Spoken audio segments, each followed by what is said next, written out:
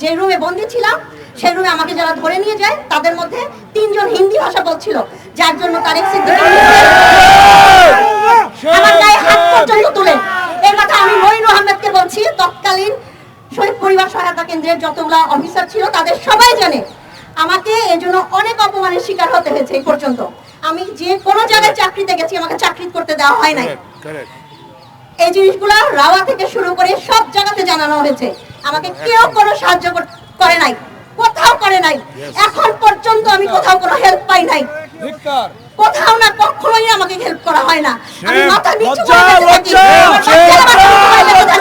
যেখানে যাই আমাকে আঙ্গুল তুলে বাজে কথা বলে। আমি কিসের উপর মেয়ে, আমার নামে কেন এই ধরনের কথাবার্তা হবে? না আমার হাজবেন্ডকে কোনো সম্মান দেওয়া হয়েছে, না 57 অফিসারকে কোনো সম্মান দেওয়া হয়েছে, না আমার এই পর্যন্ত আমরা শান্তিতে বেঁচে আছি।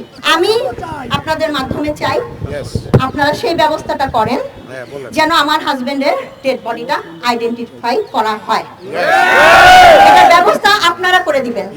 এবং এর পরবর্তীতে আমি আজকে বলে যাব, আমাকে এতটা ভয় দেখানো হবে, আমার সন্তানের উপর দিয়ে অলরেডি তার আইসিসপি ছিল, তাকে ইচ্ছাকৃতভাবে বাদ করা হয়েছে এভাবে।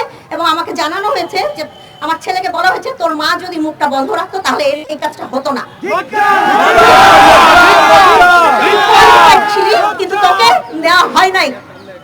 আমি আজকে বলতে বাধ্য হচ্ছি, আমার আরো একটা ছেলে আছে, তাদের দুজনের ভবিষ্যৎ কি হবে আমি জানি না।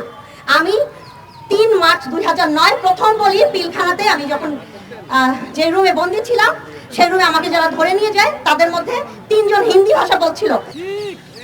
আপনাদের কাছে এতটুকু অনুরোধ, আপনারা ব্যবস্থা করেন।